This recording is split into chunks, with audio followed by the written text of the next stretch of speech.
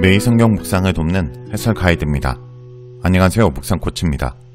함께 읽고 나눌 말씀은 마태복음 10장 34절에서 42절까지 말씀입니다. 34절에서 49절에 예수님은 자신이 온 목적을 알려주면서 이에 합당하게 행동할 것을 말씀하십니다. 그 어떤 것도 예수님을 따르고 사랑하는 것보다 앞서서는 안 된다고 말씀하십니다. 하나님 나라 백성에게 새로운 가족관계로 정체를 규정하시면서 그 밖의 모든 관계를 상대하라고 요구하십니다. 34절에서 39절 읽겠습니다. 내가 세상에 화평을 주러 온 줄 생각하지 말라. 화평이 아니요 검을 주러 왔노라. 내가 온 것은 사람이 그 아버지와 딸이 어머니와 며느리가 시어머니와 불화하게 하려 함이니 사람의 원수가 자기 집안 식구니라. 아버지나 어머니를 나보다 더 사랑하는 자는 내게 합당하지 아니하고 아들이나 딸을 나보다 더 사랑하는 자도 내게 합당하지 아니하며 또 자기 십자가를 지고 나를 따르지 않는 자도 내게 합당하지 아니하리라. 자기 목숨을 얻는 자는 잃을 것이요 나를 위하여 자기 목숨을 잃는 자는 얻으리라. 34절에서 39절은 잘못 생각하지 말라라고 말합니다. 예수님께서 오신 목적과 결과를 알려주면서 제자들이 정확하게 생각해야 될 부분을 언급합니다. 34절에서 36절에는 나는 왔다가 3번 걸쳐 사용됩니다. 37절에서 49절에는 무엇 하는 자가 3번 나옵니다. 첫째, 무엇 하러 왔다입니다. 예수님은 땅의 평화가 아니라 칼을 가지고 왔다고 하십니다. 이 구절은 앞에 가르침과 배치되는 것처럼 보입니다. 예수님은 제자들에게 평화를 전하는 사명을 맡기셨고 평화의 사람들이 되라고 하셨기 때문입니다. 하늘나라 도래는 하나님이 약속하신 새 시대가 온 것이므로 평화가 시작된 것입니다. 그러나 하늘나라가 완성된 것은 아니기 때문에 이미 그러나 아직의 기간에는 여전히 하늘나라와 땅의 나라 사이에 충돌이 생길 수밖에 없습니다. 하늘나라의 복음은 이 땅의 가치관과 충돌을 일으키고 제자들은 고난을 받겠지만 십자가 길을 통해서 제자들은 승리를 경험할 것입니다. 35절은 34절의 내용을 구체화하며 칼의 이미지를 가정에 적용합니다. 칼의 이미지는 38절에서 39절에 있는 핍박과 관련되어 있습니다. 예수님은 자신의 오심으로 인해 가족 내의 분리가 일어날 것을 지적하십니다. 예수님께서 가르치신 방식은 당연히 당시 가족과 사회가 생각한 평화의 길이 아니었습니다. 제자들은 자신들이 전하는 메시지가 주는 고통을 가슴 아프게 느낄 수밖에 없음을 각오하고 예수님의 사명을 수행해야 합니다. 제자들은 가족만큼은 사명을 수행하는 자신을 이해하고 축복할 것이라고 기대하지 말아야 합니다. 가족의 반대는 하늘나라와 땅의 나라 사이의 충돌에서 오는 당연한 결과일 뿐입니다. 반면에 긍정적인 측면에서 보면 제자들은 가족의 원수가 되지만 예수의 가족이 된 사람들입니다. 둘째, 무엇을 하는 자에 관한 내용입니다.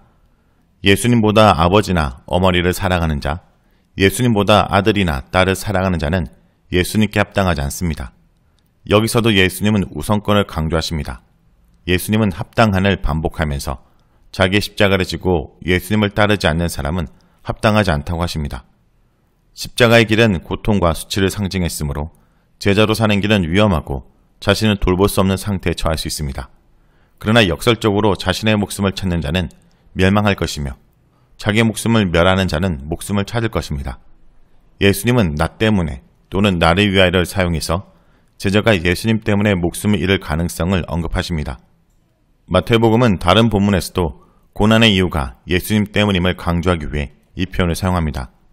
하늘나라의 신비는 십자가에 달리기까지 예수님께서 성육신 하셨다는 것입니다. 제자는 이 신비를 아는 자입니다.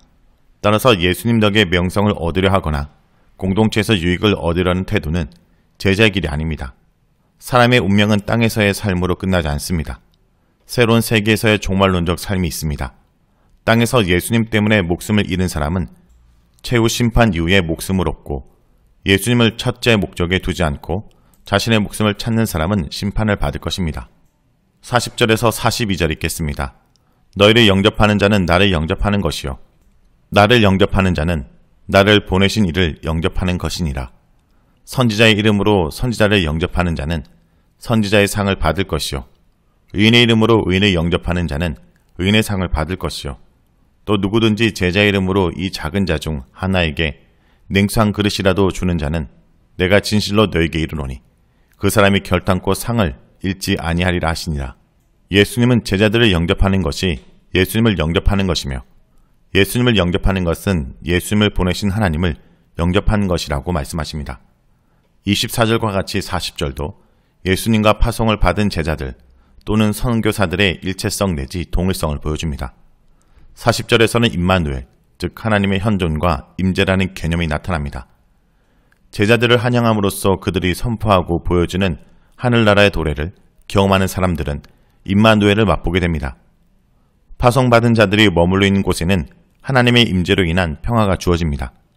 선지자의 이름으로 선지자를 영접하는 자는 선지자의 상을 얻을 것이며 의인의 이름으로 의인을 영접하는 자는 의인의 상을 얻을 것입니다. 마태복음은 선지자와 의인을 짝으로 표현하기도 합니다. 의인과 선지자는 비슷한 기능을 갖고 있는 직분입니다.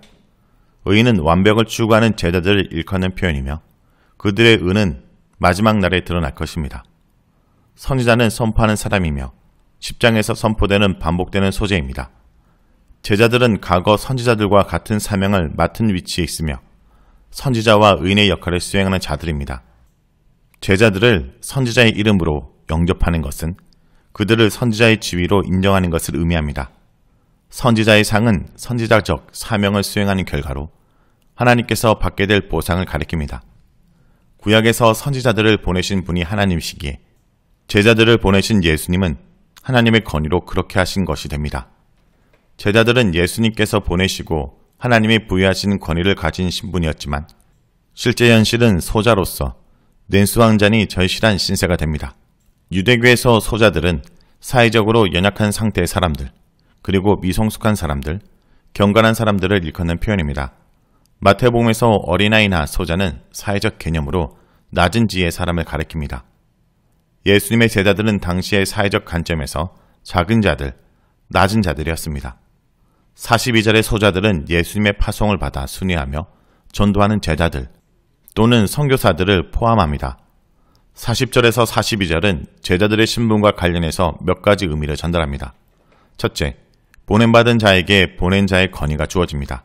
보냄받은 자를 영접하면 보낸 자를 영접한 것입니다. 보냄받은 자들을 위해 작은 호의를 베푸는 사람은 하나님의 보상을 받게 됩니다. 둘째, 그만큼 그리스도의 존재 혹은 삶 자체가 중요합니다. 마태복음 10장의 파송 강화에는 제자들이 사명을 수행한 내용이 없습니다.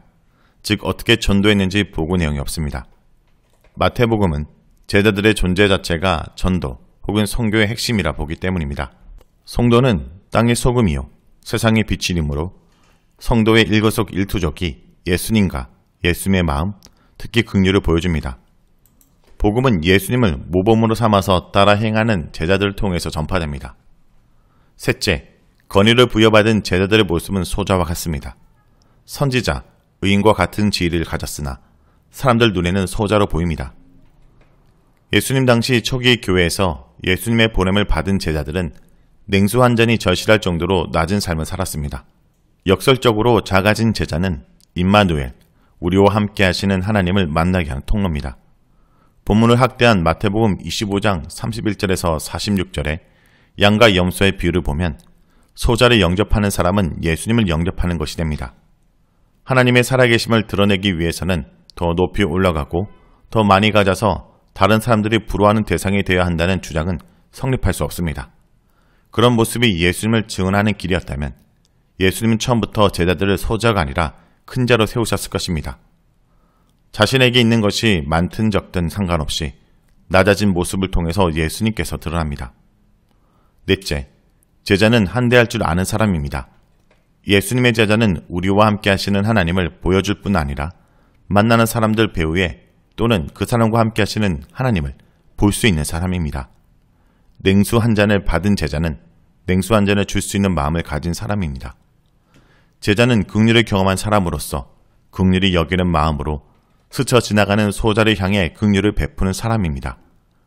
제자를 영접한 사람은 제자의 보상을 받게 되며 제자 역시 소자를 한대하는 마음으로 대할 때 예수님을 만나는 경험을 하게 됩니다. 긍휼이 순환하는 것입니다. 자, 여기까지가 마태복음 10장 34절에서 42절까지 말씀입니다. 오늘 말씀을 통해 우리는 무엇을 묵상하고 적용해야 할까요? 자신을 부인할 때 예수님을 따를 수 있습니다. 자기 사랑은 욕망과 죄의 본질로서 십자가를 진다는 것은 자기 사랑을 못 받는다라는 것을 의미합니다. 또한 예수님을 따른다는 것은 예수님이 가신 희생과 섬김의 길을 간다는 것을 의미합니다. 성도 여러분, 예수님을 따르는데 가장 방해가 되는 것은 무엇입니까? 예수님을 더욱 잘 따르기 위해서 내가 버리고 내려놓아야 될 것은 무엇입니까? 오늘도 예수님이 가신 십자가 길을 걷기 위해 내 삶 가운데 자기 부인이 필요한 부분은 무엇인지 살펴보기 원합니다.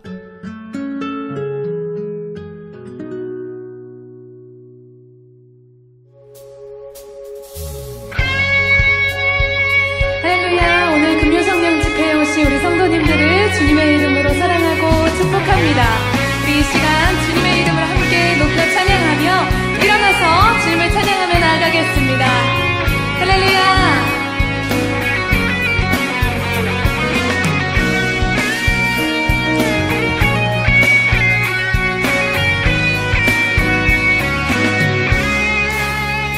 우리 걸어가는 이 길이 결코 처음 밟는 길은 아니야.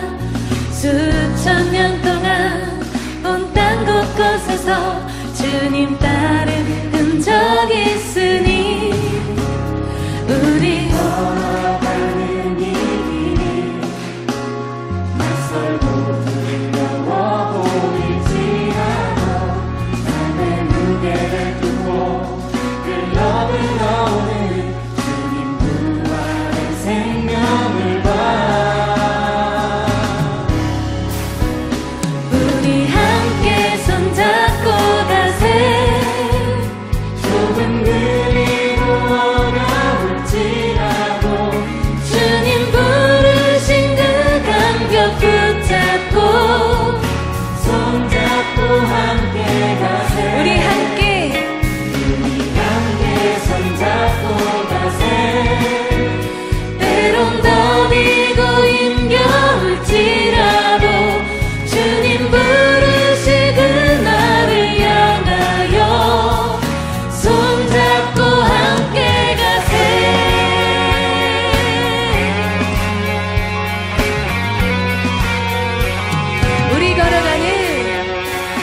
우리 걸어가는 이 길이 결코 처음 밟는 길은 아니야. 수천 년 동안 온 땅 곳곳에서 주님 따르는 흔적이 있으니 우리